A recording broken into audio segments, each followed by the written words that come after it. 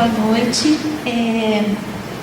Eu me candidatei assim para falar primeiro porque por causa da ansiedade. Porque assim, eu achei esse formato do filme, você ter visto antes, porque é um mecanismo muito interessante para sensibilização. Geralmente, quando a gente fala de um caso, é papel. E por mais que a situação seja trágica, na hora que o caso ganha um rosto, na hora que você vê esse personagem vivendo o dia a dia, com as suas qualidades, com as suas dificuldades, o raio de entendimento aumenta e o de identificação também. Então você é capaz de fazer uma análise, acho que mais interessante do que se fosse só uma leitura de um caso. Então eu achei assim muito perspicaz esse modelo. Bom, mas tirando de lado minha ansiedade, eu queria agradecer tanto a doutora Miralda pelo convite, pela oportunidade, quanto a Mari, por poder estar aqui hoje. Eu achei o filme, ele é muito complexo em termos assim de análise. A gente pode considerar a questão do sistema de justiça, que dá para fazer uma análise sobre ele, a questão da convivência familiar, da deficiência e também da própria organização do Estado, né? Três pilares que são muito caros para a gente que lida com a convivência familiar e comunitária. Eu fiz um recorte porque eu sou da área da infância e juventude, que é diferente da área de família. Embora seja comum que a gente se encontre às vezes, os paradigmas são um pouco diferentes, mas dá para complementar, eu acho, que na maioria das vezes. Eu quis fazer um recorte porque estava até conversando com a doutora Cláudia, que existe uma diferença cultural marcante entre os Estados Unidos e o Brasil. Coisas que lá são problemas, para nós não são, e vice-versa.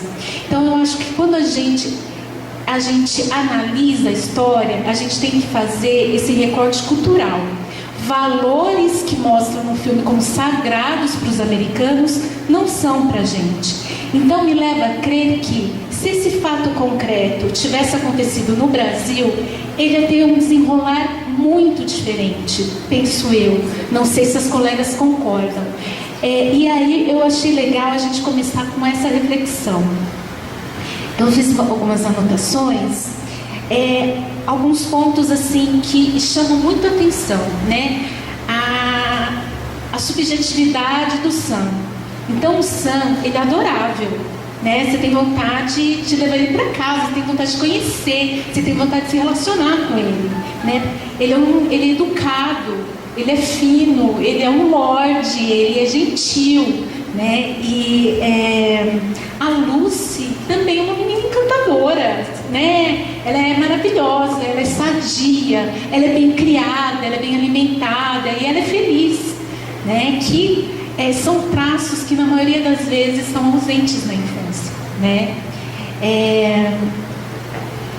Ele tem emprego, ele tem autonomia,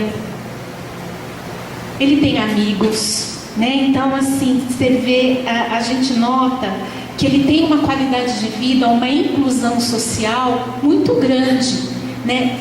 E eu ouso dizer aqui que essa ainda não é uma realidade brasileira, né? Então as pessoas com deficiência, as pessoas pobres, os públicos mais vulneráveis, ainda não têm essa autonomia dentro da sociedade. E isso sim revela uma diferença cultural entre o Brasil e os Estados Unidos. Os Estados Unidos, eles têm como valor o individualismo. Aquela ideia do self-made man, ou seja, me deu uma oportunidade que eu vou aproveitar. No Brasil, parece que as oportunidades não são tantas. Então a gente valoriza muito menos a autonomia. E isso é uma coisa que a gente vê muito na infância com relação à educação inclusiva. Quantas vezes a gente convida os pais de crianças com algum tipo de deficiência a matricular seus filhos na escola regular E eles acham isso uma afronta, quando é direito da criança conviver com um público diferente. Por quê? Porque quer proteger, quer deixar no gueto, quer deixar num lugar onde as vulnerabilidades não vão saltar tanto aos olhos. Esse é um valor brasileiro, que a gente vê que não é um valor americano. Você vê que ele conseguiu vários empregos. Eu fico pensando assim, aqui no Brasil, será que seria isso possível? Né? Eu fico achando que não. Então, de alguma forma, a situação do caso, assim, do Sam, para a gente, assim, da área da infância, não seria, assim, um caso complicado, vamos dizer assim. E tem outros pontos também que a gente tem que considerar, e eu esqueci de mencionar, né? Ele tem uma guia técnica, né? Ele tem a sorte de ter uma advogada extremamente bem preparada, que às vezes não é a nossa realidade, sobretudo para o público mais vulnerável socialmente. Então, tem pontos muito positivos dentro do caso, que a gente pode ver com pontos assim, positivos para a manutenção da Lucy com ele, sem dúvida. Agora, tem outras coisas assim que me chamaram muito a atenção. Eu, como membro do sistema de justiça, eu fiquei reparando muito no promotor e no juiz, né? E assim, é interessante porque o diretor, ele faz uma escolha muito clara. A estrela é a advogada, né? A linda, maravilhosa Michelle Pfeiffer é a advogada. E uma das cenas que você mostrou aqui é aquela hora do promotor falando assim, eu fico aqui todo dia, você vai embora. É um ato falho, diria. Nessa frase ele falou toda a sensação dele. Para mim, eu interpretei assim, olha, para mim, eu tô aqui todo dia, para mim isso é banal, eu trato disso todo dia, eu quero resolver o meu problema, porque eu não quero que essa criança volte aqui. Eu entendi isso da fala dele, sabe? Ele queria resolver o problema dentro do sistema, para o problema não voltar para ele, né? O sistema de justiça tem muito esse comportamento: baixar pilha de processo, produtividade, resolver caso. E talvez nessa área não seja a melhor diretriz. Aliás, assim, eu tenho certeza que não é. Contudo, nossos órgãos correcionais, as nossas chefias, vamos dizer assim, nos cobram produção, como se a gente produzisse carro, sabonete, e a gente não faz isso, né? Muito pelo contrário. Então a gente tem esse paradigma que a gente pode refletir a partir do filme também. Uma coisa que me chamou a atenção, e aí, assim, que na maioria das vezes, assim, eu acho que todos nós podemos mudar o mundo. Um pouco, lançar uma semente, qualquer que seja a ocupação. O Sam, ele, de alguma forma, ele tornava o mundo melhor. O jeito como se relacionava com as pessoas. Então, ele, dentro da simplicidade, dentro da vulnerabilidade, ele fazia o mundo melhor. E eu acho que os operadores do direito também podem fazer um mundo melhor. E eu acho que só deveriam fazer direito por causa disso, penso eu. Assim como os serviços do executivo também devem fazer um mundo melhor. E às vezes, a gente conversando com os colegas da magistratura, do Ministério Público, assim, que eu tenho mais contato do que com a advocacia, a gente vê assim, uma burocratização. É só mais um caso, sabe? Perde-se a oportunidade de ver o impacto, o poder, é um poder mesmo, uma dádiva, dependendo de como você vai interpretar, que você tem para estender a mão para o outro, né? Então, a gente acaba burocratizando uma atividade que não deveria ser burocratizada. Então, quantas vezes o caso é um número e a gente esquece que por trás tem toda uma história, um conflito, um amor, né? Então, acho que a gente tem que fazer essa reflexão. Aqui no Brasil, eu acho que os Estados Unidos têm um critério muito mais restritivo com relação à aptidão parental, né? Eu já ouvi casos de colegas que moraram nos Estados Unidos que diziam que o fato de ter mofo numa casa era fundamento suficiente para o acolhimento ou para a retirada da criança da família. Hoje, assim, esse paradigma no Brasil está sendo superado. né? Eu acho que a gente passou por uma fase de transição entre o Código de Menores, da absoluta institucionalização, entendendo que o Estado que tem que cuidar de criança, quando não, nunca, jamais, em tempo algum. E a gente agora começa a perceber que o melhor lugar para uma criança é a própria família.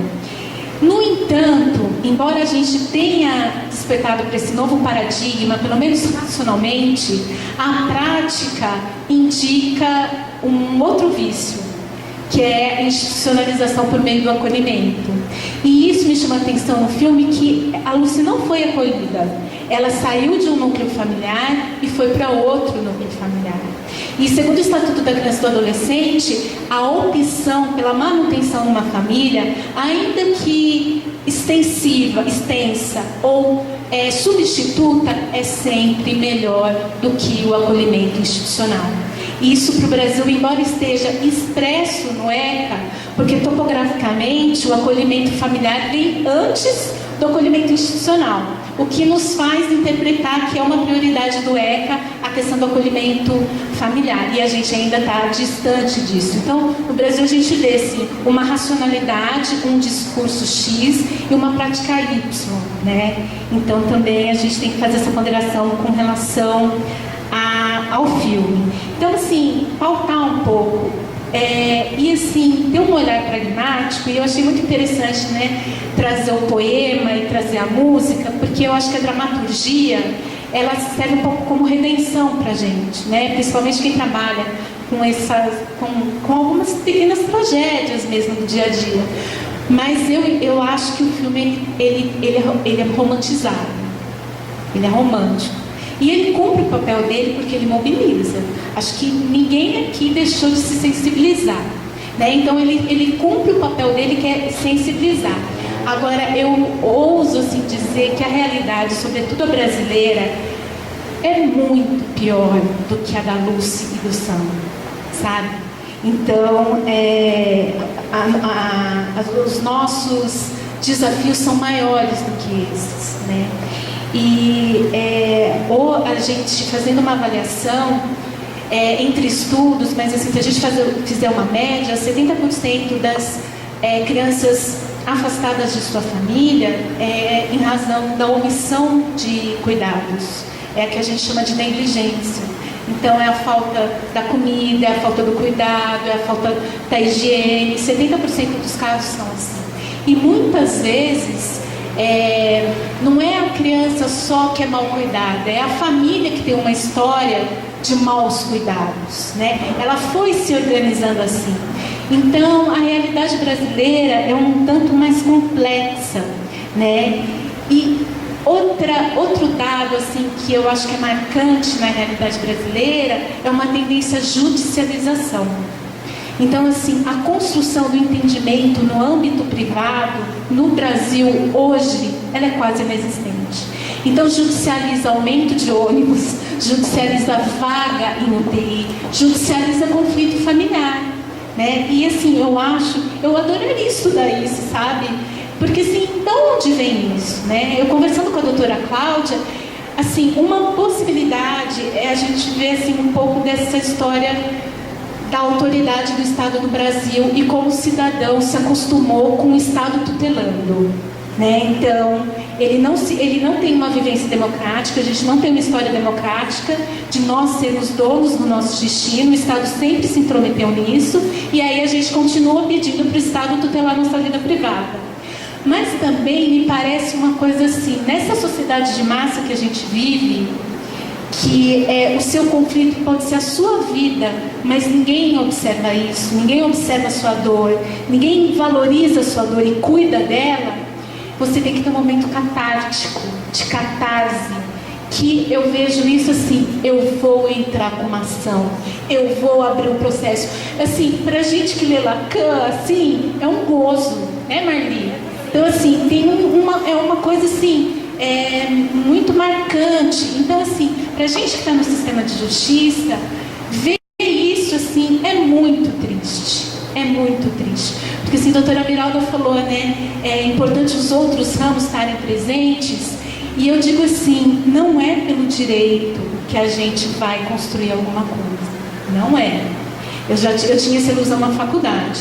Depois que eu comecei a trabalhar, eu vi assim, essa resposta não está no direito, está em outro lugar. Que eu acho que é justamente esse viés da interdisciplinariedade, e eu acho que a psicologia e a assistência social tem muito a contribuir com isso. Então, assim, a gente hoje, né, a gente quer ouvir esse profissional, a gente precisa ouvir esse profissional. E aí, assim, só me estendendo mais um pouquinho, mas é uma coisa que a gente tem visto, é que no Brasil a gente ainda tem uma característica de estender um pouco o acolhimento, né? O acolhimento não é na velocidade que a lei gostaria. E muitas vezes a gente vê que essa demora entre escolher a volta para a família de origem ou a colocação na família extensa ou na família substituta, ela tem uma média, segundo o Plano Nacional de Convivência Familiar e Comunitária, que foi feito em 2006, de 5 anos. Quero acreditar que depois da alteração do ECA de 2009, com a 12010, tenha melhorado. Eu acho que melhorou, né, Silvana? Ainda mais com relação às resoluções dos conselhos. Mas a gente ainda fica um pouco aflito de deixar essa criança na instituição. Porque hoje é consenso, nenhum lugar, nenhuma instituição, por melhor que seja, ela é comparada com um ambiente familiar, né? E muitas vezes a gente vê esse atraso em razão da inabilidade de comunicação entre o sistema de justiça e os serviços. É uma dificuldade. Então, assim, quantas vezes eu recebi o processo e xinguei o profissional porque ele não me dava conteúdo. Eu não conseguia me basear numa extinção de poder familiar. Não tinha convicção. Se não tenho a convicção do técnico, eu não posso formar a minha. Isso não é uma análise do direito. Isso é uma análise de outra ordem, que eu quero ser guiada por ela, por esse outro saber. Mas também eu refleti que eu também não tinha deixado claro para esse profissional qual a informação que eu tinha que ter. Então, muitas vezes a gente vê esse desencontro. E eu acho que o caminho para a gente diminuir, e nós, assim, sistema de garantias, os serviços do executivo e o sistema de justiça, a gente tentar se entender melhor. E, assim, a gente conhecer um pouco da necessidade do outro, né? Então, por exemplo, assim, qual a metodologia de um parecer da psicologia? O que um psicólogo tem que fazer para me escrever um relatório que eu possa confiar? Uma entrevista é o suficiente? Aprendi que não. Conversando com eles próprios, né? Como é que chega num parecer sem visitar uma família, sem fazer uma dinâmica, né? E aí, assim, às vezes a gente vai ter que pedir isso para o profissional. E eu sei que esse profissional, ele está soberbado. Ele está com muita coisa para fazer, mas a qualidade do produto, assim, né, do fruto do trabalho dele vai impactar o destino de uma família inteira. Então era essa reflexão, assim, que eu queria deixar com vocês. E assim, o que eu acho que o sistema de justiça pode contribuir é que muitas vezes, viu, Marli, a gente nota que tem uma transferência entre as partes e a autoridade. E aí o judiciário funciona como um superego, né? É uma hora assim, de chegar e bater na mesa. É triste que às vezes o judiciário não cai essa ficha para o judiciário, que ia ser muito saudável se ele realmente fizesse o recorte. Mas a gente tem que manejar essa transferência e tirar alguma coisa de bom disso. Poder influenciar mais, poder negociar mais, poder mediar mais, né? E aí que eu acho que é a contribuição do sistema de justiça. Eu vou parando por aqui. O tema é super interessante, mas eu sei que meu tempo esgotou. Obrigada.